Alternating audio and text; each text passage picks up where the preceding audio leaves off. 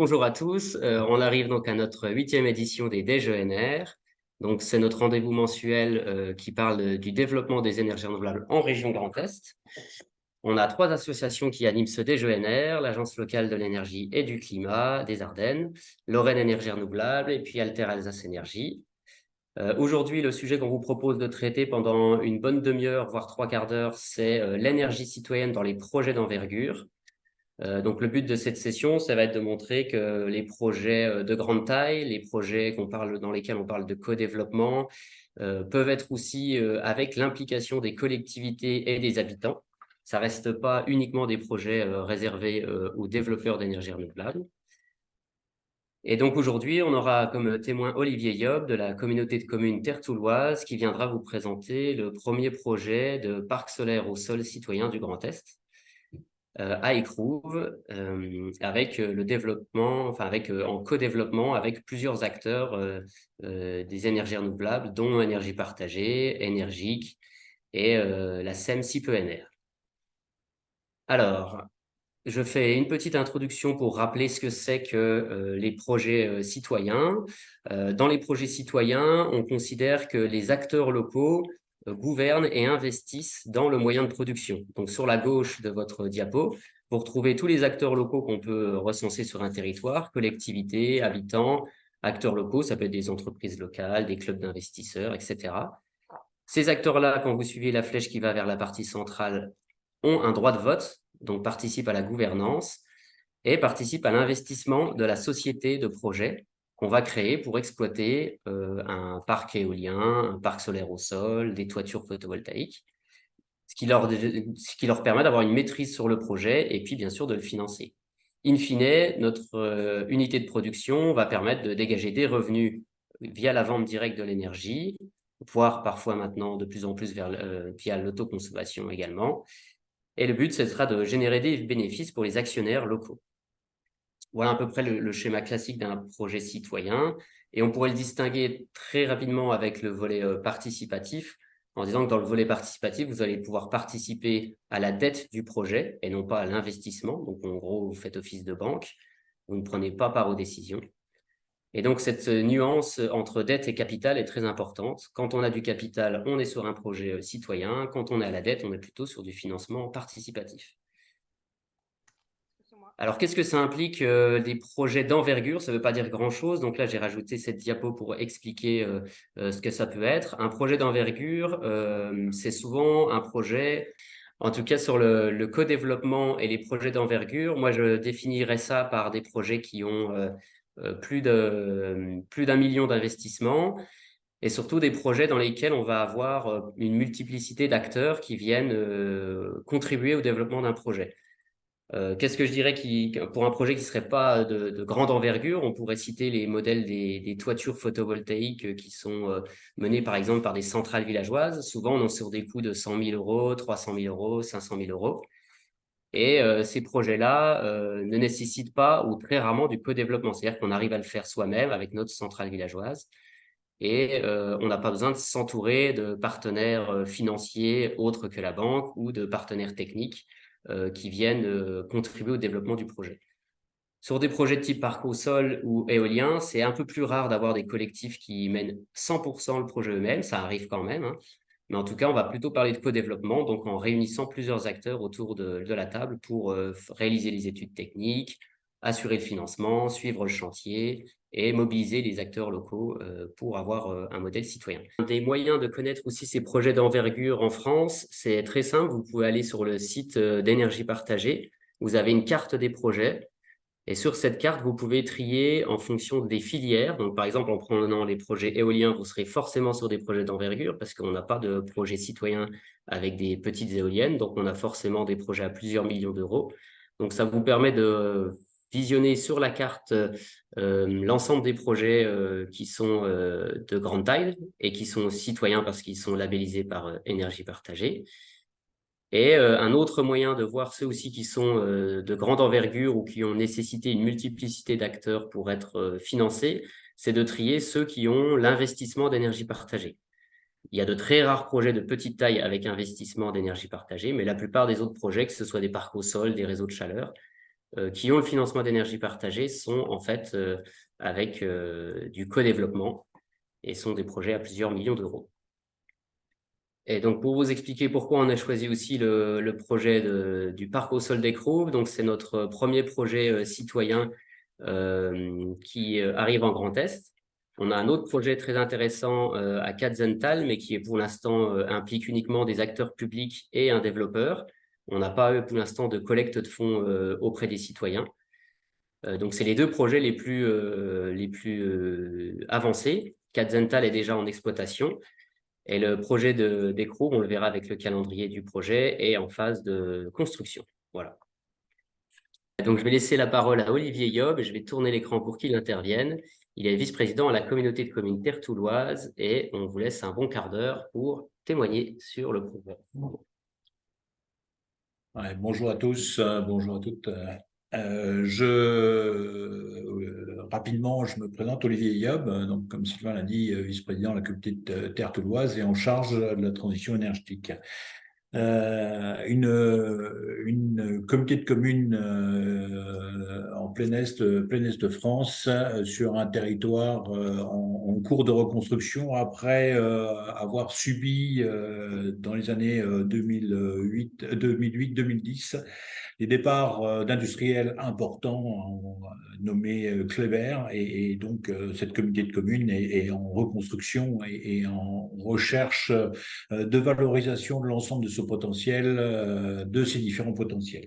Donc, et un des points qui a été choisi au-delà de ne plus travailler sur des industries, des grands industriels, mais c'était aussi de valoriser son territoire et son territoire à travers ses équipes et ces différentes communes, puisque c'est plus de 40 communes qui forment aujourd'hui Terre Touloise.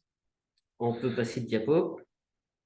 Je te laisserai dire, Olivier, pour les diapos, tu veux que... Oui, je vous dirai au fur et à mesure. Donc, vous avez là rapidement la présentation du pays. Donc, le pays, c'est quelque part la mutualisation d'un pôle de compétences à la hauteur de 4 intercommunalités. Et ce pôle de compétences nous a permis, sur ces dernières années, d'acquérir à la fois des hommes de grande valeur, des hommes et des femmes de grande valeur, des femmes et des hommes, hein, pour mutualiser à la fois des services. Vous avez France Rénov', on parle de l'agence de développement, mais la maison de l'emploi, mais c'est aussi de donner une perspective et une prospective au territoire en travaillant sur des objectifs qu'on peut mutualiser. Donc c'est comment TEPCV sur lequel on a beaucoup travaillé et pour lequel on est un territoire très très actif depuis quelques années.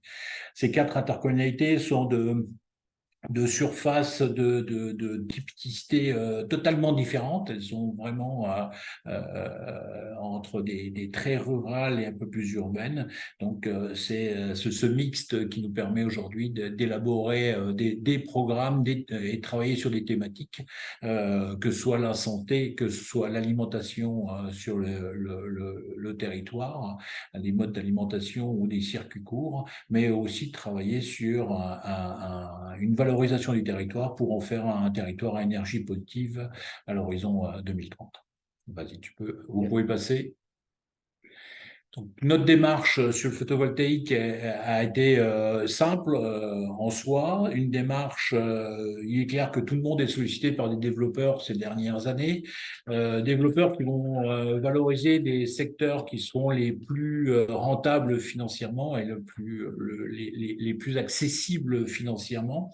Pour autant, notre volonté sur le territoire, c'est après avoir été nommé territoire à énergie positive, c'est de travailler sur d'avoir une vraie volonté, une vraie volonté territoriale de ne pas laisser les développeurs faire leurs affaires et laisser aux collectivités les miettes de ce gâteau qui ne partageront pas, mais ce qu'on souhaitait, c'était de nous-mêmes choisir la méthode de travail, Donc, cette méthode de travail, elle a été suite au constat, mais là, je ne rappellerai pas les constats parce que je pense que tout le monde connaît les constats, à la fois le tarif de rachat et que ces installations photovoltaïque au sol était plus valorisée sur le sud de la Loire et dans le sud de la France que dans le nord. Diapo suivante, s'il vous plaît. Donc, notre projet est simple. Partir de cette problématique, territoriale, de maîtriser, valoriser les potentiels du secteur. Pour ça, il fallait absolument faire une recherche, regarder les potentiels qu'on avait, travailler aussi en parallèle sur le financement participatif, un cadre dans lequel on souhaitait rester. C'est pas de consommation de terres agricoles. L'agriculture peut elle-même faire un gros travail sur ces hangars, de la même façon, pas travailler sur les forêts. Et puis aussi de la même façon, si on veut être quelque part dans l'acceptabilité des projets, travailler sur un pacte fiscal, c'est le point important qui a permis à chacun de pouvoir se mobiliser et se retrouver autour du projet. Un pacte fiscal. Ce pacte fiscal, c'est la répartition de l'IFR au niveau de l'intercommunalité, puisque c'est l'intercommunalité qui va retoucher le plus gros de ce pacte. De ce côté financier, ce pacte, on a défini qu'on le répartissait à 30% pour 50% était réservé à l'Interco dans ses projets, 30% étaient reversés aux communes et 20% étaient reversés plus particulièrement aux communes où la résidence des parcs pouvait se faire. Ça, c'est un point important. Ça a pu fédérer l'ensemble des communes vers cette recherche dans l'esprit qu'on le souhaitait. Et puis, il était clair que on a tous des friches industrielles ou des friches qui existent à travers d'anciennes carrières, d'anciennes décharges non maîtrisées, et c'est à travers ce respect de l'environnement qu'on souhaitait aussi valoriser et mettre en place ces parcs photovoltaïques. Diapo suivante. Alors, pour ça,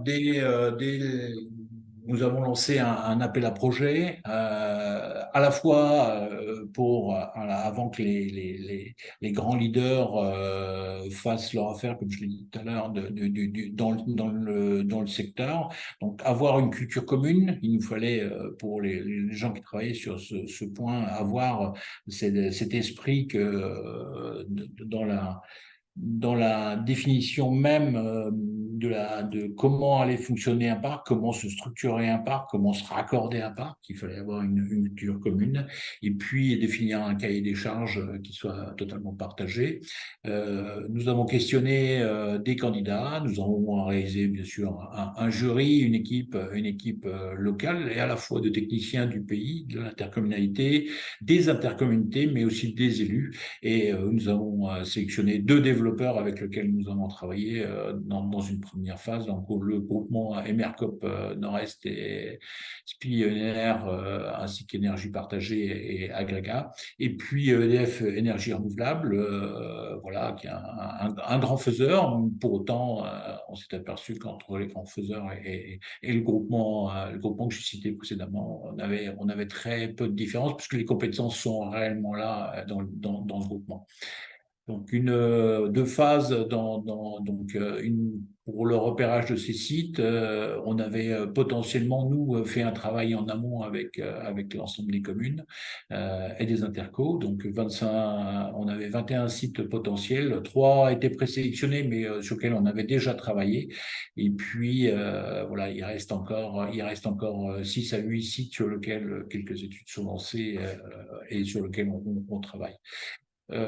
Ces trois sites déjà après repérés ont donné lieu à des avant-projets et des projets, voilà. Et tous ces 3 sites sont aujourd'hui totalement engagés. Les permis de construire sont même délivrés pour les trois sites. Slide suivante. Alors, sur ces trois sites, voilà, vous avez celui d'Écrouves pour lequel on va partager un peu notre expérience aujourd'hui. Et puis la poursuite, Villers-Saint-Étienne et Pierre-Latrèche sont en cours. Les trois aujourd'hui ont engagé la phase travaux. Et la ville et Saint-Étienne et Pierre-Latrèche, c'est ceux qui sont avec EDF et le projet des Crocs, c'est ceux qui sont avec le groupement. Slide suivante. Voilà. Donc on a là un zoom sur le site du génie, de l'espace du génie à Écrouves, site sur lequel on est sur un ancien site qui était remblayé et qui était propriété de l'armée jusqu'à une dizaine d'années, et aujourd'hui qui est propriété de l'intercommunalité, sur lequel on va installer notre champ photovoltaïque. Vous avez les surfaces, vous avez les puissances, hein, donc 11,87 MW crête, et puis vous avez la production annuelle. Oui, l'ensemble du projet lancé en septembre 2019, on est maintenant pour les premiers coups de pioche en septembre 2023. Faut être patient. Faut être patient. Il est clair que la crise Covid nous a beaucoup ralenti, mais aujourd'hui, on est dans cette phase de construction. Des réunions publiques, on en a déjà eu, des réunions d'information aussi auprès de la population, mais on n'a jamais reçu de celle-ci une opposition franche et farouche. Là où on a eu plus de difficultés, je crois, aujourd'hui, c'est plutôt de faire comprendre les études environnementales et les contraintes environnementales qui nous étaient posées surtout par rapport à la présence de quelques, je vais pas dire, oiseaux emblématiques du secteur. Pour certains qui s'en souviendront, la pigrièche, voilà, la patate que vous voyez au centre du parc, c'est simplement une réserve pour un couple de pigrièches. Voilà. On a juste une projection en mai 2024 de la mise en route, de mise en service de ce parc. Donc, on aura, j'espère, d'ici là, quelques bonnes informations à vous donner, un web projet, hein. Les modules, on est resté sur du photowatt. Alors, oui, ça a été une bagarre très difficile, mais c'est une bagarre que les élus souhaitaient, un point que les élus souhaitaient franchement euh, était vraiment figé là-dessus et ne voulait pas négocier. Et puis, on a associé à ça, puisqu'on est à proximité d'un centre aquatique, on est au cœur d'installations sportives, accompagner le travail qui va se faire sur le parc photovoltaïque d'un sentier pédagogique.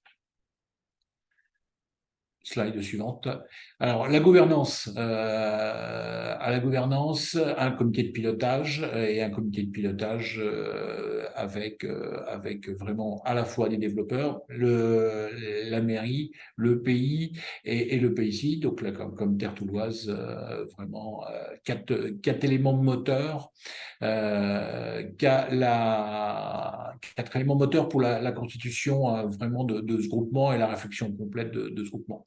La CC, la communauté de communes, prend part pleinement au capital de la société de projet. Alors pourquoi?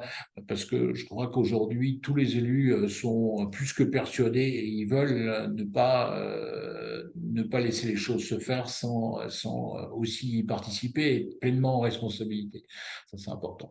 Vous avez en dessous les répartitions, les répartitions sur la phase projet et sur la phase construction-exploitation avec les pourcentages, les répartitions de chacun par rapport à la création de la SAS, voilà, hein, de l'espace du génie. Ça, c'est un point important. Vous pouvez me passer la slide suivante. C'est un point important dans la concertation. C'est un point aussi important où on va aujourd'hui engager une part, vous l'avez eu tout à l'heure, de réunion publique, d'ouverture au financement participatif. Et là, au premier coup de cloche, je pense que on va avoir des gens qui vont venir taper à la porte. Et dans l'esprit qu'on l'a mené jusqu'à maintenant, amener cet enjeu de faire rentrer en compte les énergies renouvelables dans le paysage local. C'est hyper important, hein. Donc, à ça, des réunions d'information, bon, bien sûr, la part de l'enjeu paysager, on est en pleine révision de notre PLUIH qui a été validé. C'est un point qu'on a voulu traiter avec la population et sur lequel on a eu très peu de personnes ne souhaitant pas voir apparaître dans le paysage ce champ photovoltaïque, hein. Quand vous avez à plus de 12 hectares, c'est important. Donc à venir, bien sûr, des modules d'information, au-delà du site internet, des newsletters, des animations locales, et puis des ciné-débats sur la transition énergétique. On y retrouve souvent des gens convaincus. L'objectif, c'est de faire aussi sortir des gens qu'on n'a pas vus encore jusqu'à maintenant, qui sont à proximité. Voilà. Juste pour rajouter, ce parc photovoltaïque se trouve à côté d'une chaufferie biomasse et d'un réseau de chaleur qu'on a mis en place il y a une dizaine d'années, donc il y a une dizaine, il y a même 13 ans maintenant, en 2010, hein, qui chauffe à la fois tous les bâtiments publics et surtout le centre aquatique de la communauté de communes. Donc on est vraiment dans un système, dans un écosystème qu'on a voulu dans la transition il y a déjà quelques années. Et on travaille actuellement à la fois sur les ombrières de notre parking, sur l'extension du centre aquatique avec cette prise en compte dans la construction, qu'on va réaliser. On est sur un nouveau modèle. Un nouveau modèle qu'on veut globalement réfléchir. Voilà. La slide suivante. Voilà, vous avez là une adresse sur laquelle vous pouvez à la fois aller rechercher quelques informations et puis quelques documents élaborés dans le cadre de ce dossier. Eh ben, je pense qu'on peut vous remercier et puis passer aux questions-réponses avec les participants. Est-ce que Maël, est-ce que tu as eu des questions sur le chat ou est-ce que les gens sont très calmes pour le moment? Il y a une question de Cyprien Villemain qui demande quels sont les sites lauréats creux. Je ne sais pas si Euh, Cyprien, tu veux peut-être prendre la parole pour t'exprimer.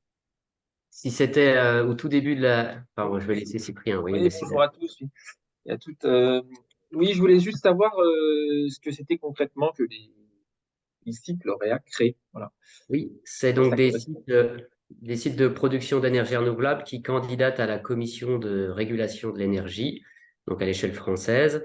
Et pour avoir un tarif d'achat garanti sur X années, 15 ans, 20 ans, ça ne marche pas comme les toitures photovoltaïques de petite taille. On est obligé de déposer un dossier auprès de cette instance qui met en concurrence plusieurs projets sur la France. Et donc, on doit être meilleur que les autres pour être retenu par la CRE. Et donc, souvent, les critères d'analyse de la CRE sont le prix auquel tu veux revendre ton électricité et l'impact carbone aussi de tes panneaux solaires. Et il y a une petite note aussi pour la concertation locale et l'implication des citoyens qui, nous, dans notre cadre, nous est bien utile parce que ça nous permet d'avoir quelques points de notation en plus parce qu'on propose de l'investissement aux collectivités et aux citoyens. La nature des sites sélectionnés est aussi très très importante.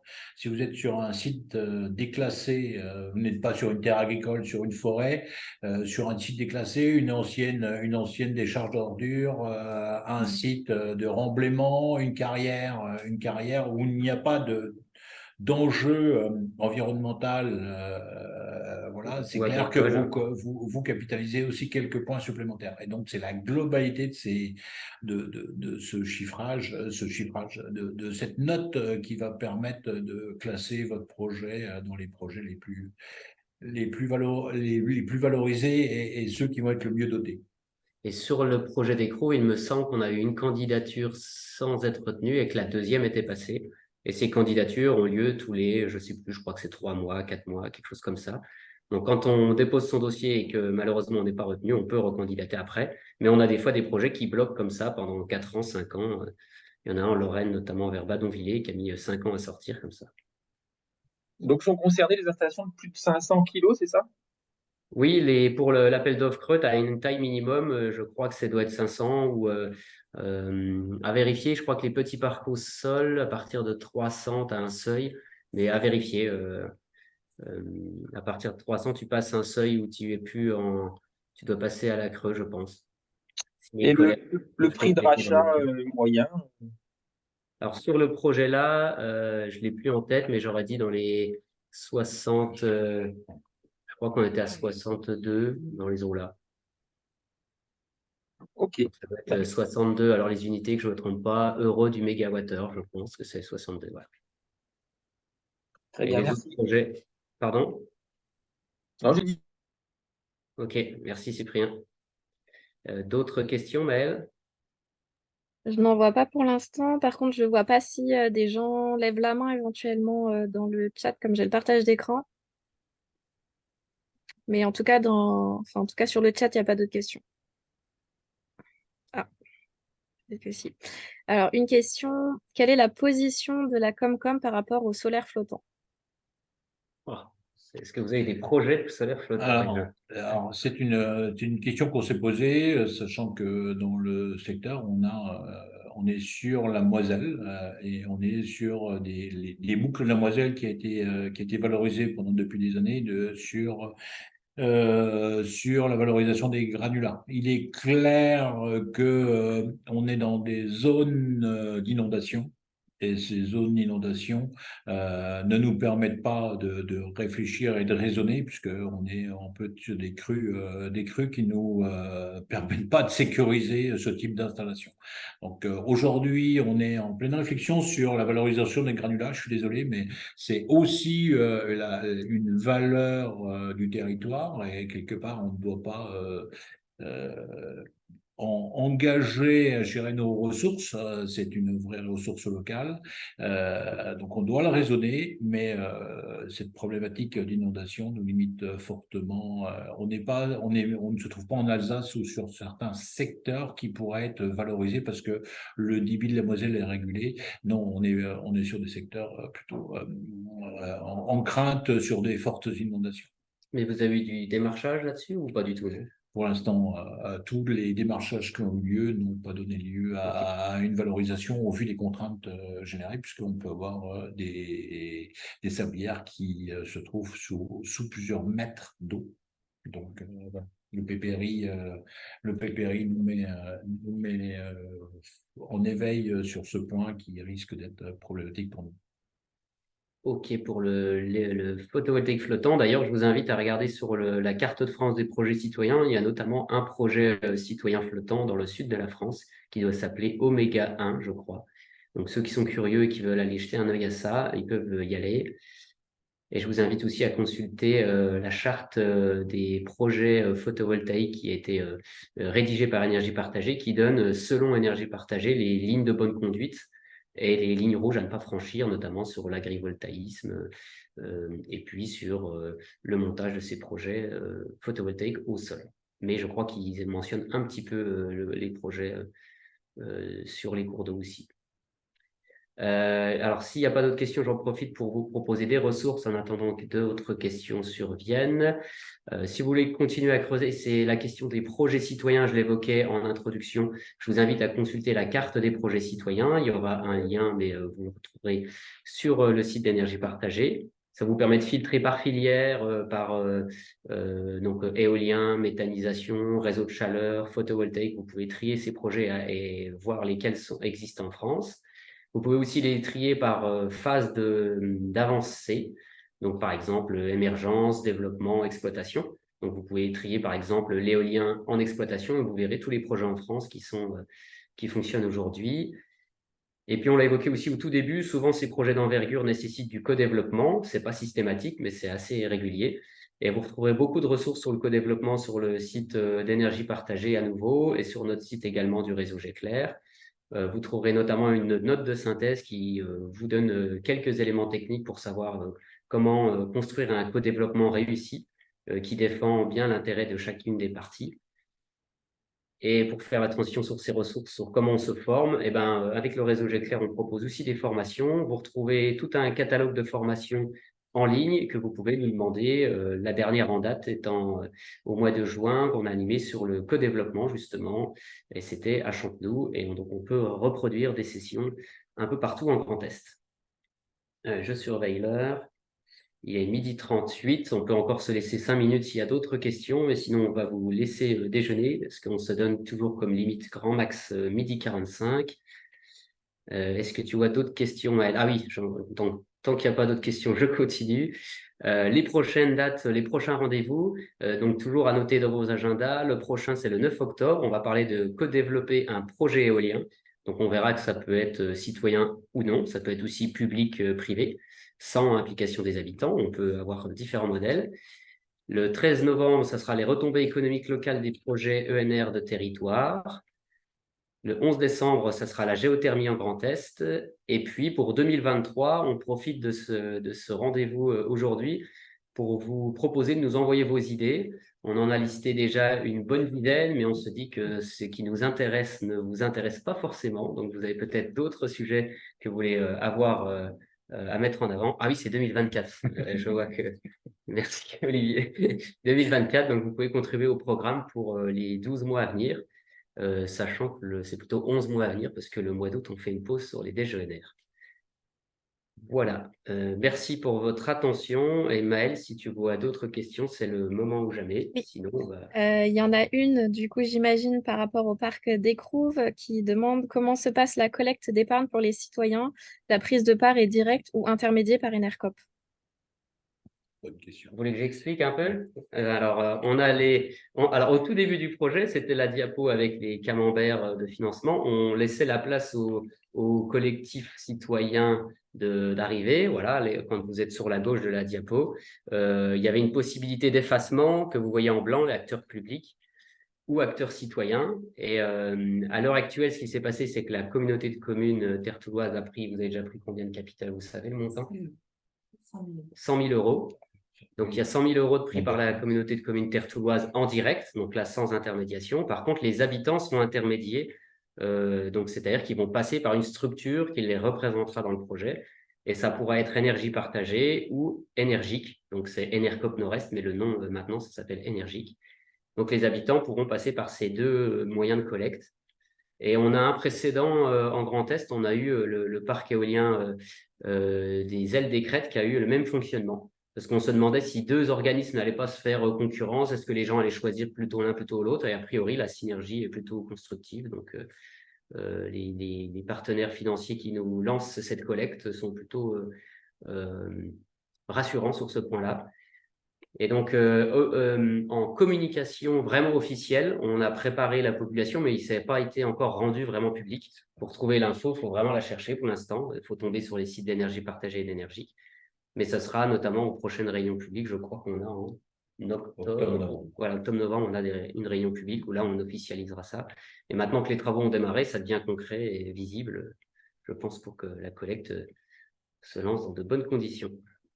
Je crois qu'il faut absolument que les travaux débutent pour que les gens se rendent compte réellement que voilà, il y a eu une avancée maintenant et l'entrée au capital de l'intercommunalité a aussi cet objectif, hein, c'est de montrer un peu l'exemple et la dynamique du territoire sur la volonté de cette transition. Et sur la particularité aussi du parc, c'est qu'il est en plein tissu urbain, donc il sera visible. Donc on espère aussi que ça joue sur le fait que les habitants s'impliquent dedans. Il est 42. Question pour l'instant, en tout cas dans le chat. Plus de questions. Et ben alors, je propose qu'on se quitte sur cette question de la collecte locale. On vous propose donc de vous investir et d'investir dans ce projet, n'hésitez pas. Je remercie mes collègues pour m'avoir aidé sur les complications techniques et je m'excuse pour le petit démarrage difficile. En tout cas, la session a été enregistrée et sera disponible sur notre chaîne YouTube 100% ENR Grand Est. Et puis, merci beaucoup à tous d'avoir participé. Bonne journée. Merci. Au revoir.